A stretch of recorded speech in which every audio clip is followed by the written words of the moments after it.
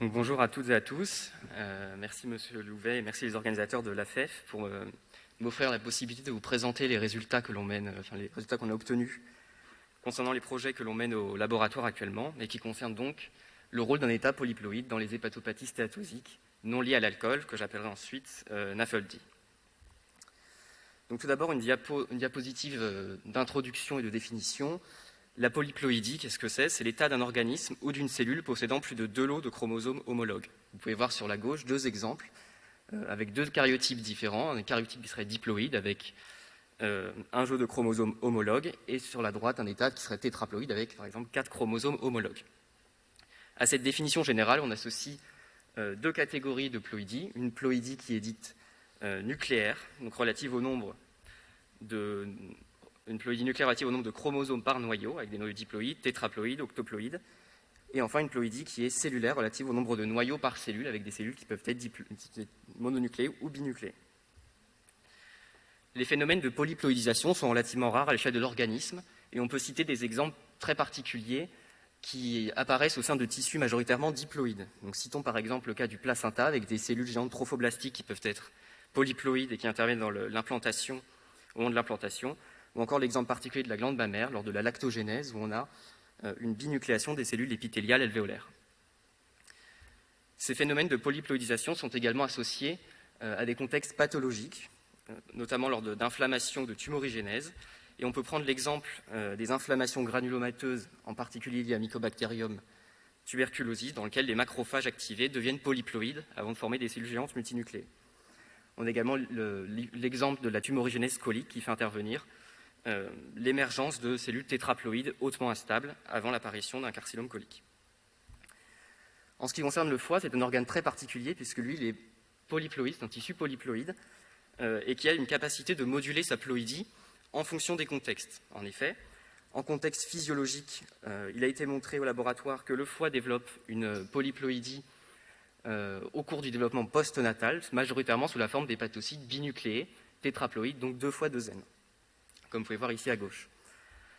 En contexte pathologique, il y a des bouleversements de ces niveaux de ploïdie, donc ce qui a été retrouvé dans différentes maladies, par exemple des hépatopathies de surcharge, encore maladies de Wilson, lors d'hépatectomie partielle, ou des modifications du niveau de ploïdie au sein du tissu hépatique, et c'est par exemple ce qu'on retrouve lors de la NAFLD, où on a l'émergence d'un contingent, cette fois-ci, un contingent hautement polyploïde mononucléé.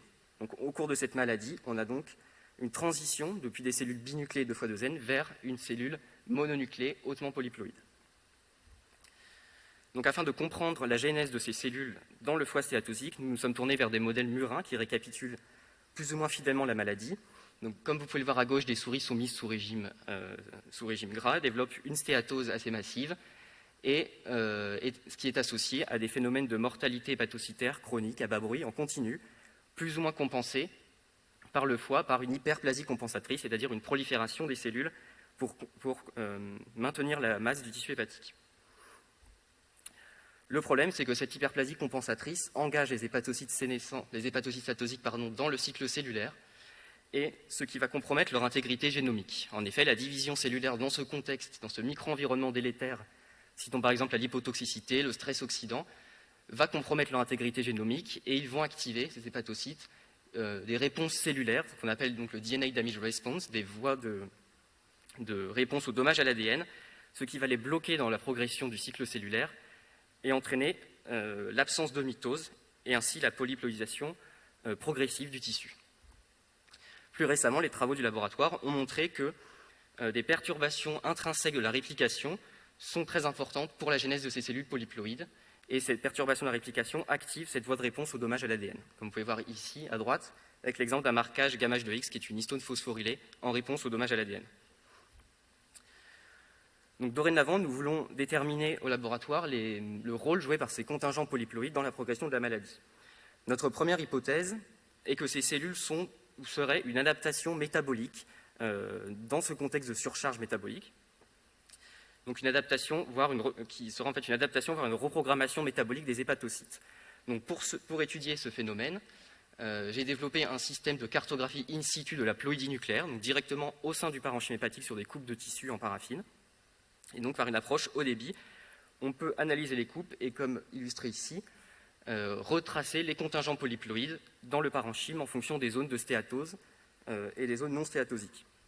Donc on peut obtenir, comme illustré ici, donc des gradients en fonction de l'aire des noyaux, et on peut vraiment cartographier, par exemple ici, vous pouvez voir donc, les gouttelettes lipidiques dans lesquelles s'accumulent en rouge les noyaux hautement polyploïdes.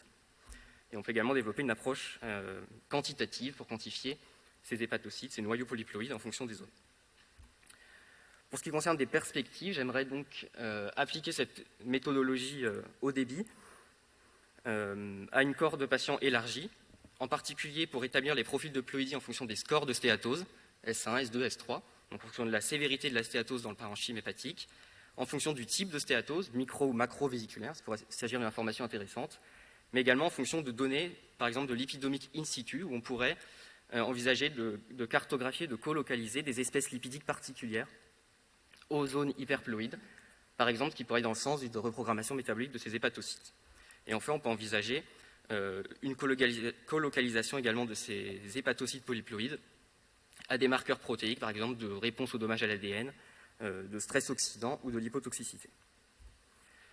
Le deuxième point que j'aimerais ensuite développer, c'est appréhender le rôle de ces cellules polyploïdes dans la transformation tumorale associée à la stéatohépatite. Donc il s'agit d'une situation complexe, puisque selon les arguments avancés, et ce qu'on peut lire dans la littérature, on peut soit attribuer un rôle protecteur de ces cellules polyploïdes. En effet, comme je vous l'ai dit, ce sont des cellules qui sont bloquées dans le cycle, et qui donc, des cellules endommagées bloquées dans le cycle, et ce qui limite leur prolifération, et pourrait également conduire vers leur élimination. Donc un rôle protecteur dans la transformation tumorale, ou au contraire un rôle promoteur, puisque ce sont quand même des cellules endommagées qui pourraient retrouver des facultés prolifératives lors de la perte, par exemple, de gènes suppresseurs de tumeurs. Donc des situations complexes que l'on peut tenter d'approcher toujours par cette approche de pathologie digitale sur coupe. Donc c'est ce que j'ai commencé à faire en collaboration avec le docteur Julien Calderaro de l'hôpital Henri Mondor, où j'ai pu avoir accès à des coupes de carcinome hépatocellulaire sur stéatohépatite et appliquer ma méthodologie de cartographie à des tumeurs, à des carcinomes hépatocellulaires. Donc, je vous ai pris ici deux exemples où vous pouvez voir à gauche une tumeur qui est essentiellement diploïde avec des faibles niveaux de ploïdie, et à droite une tumeur au contraire qui présente donc une proportion importante de contingents hautement polyploïdes. Donc on a des profils de ploïdie différents en fonction des tumeurs. J'ai également identifié des tumeurs dans lesquelles on a l'émergence de sous-clones hyperpolyploïdes dans une tumeur qui est globalement diploïde.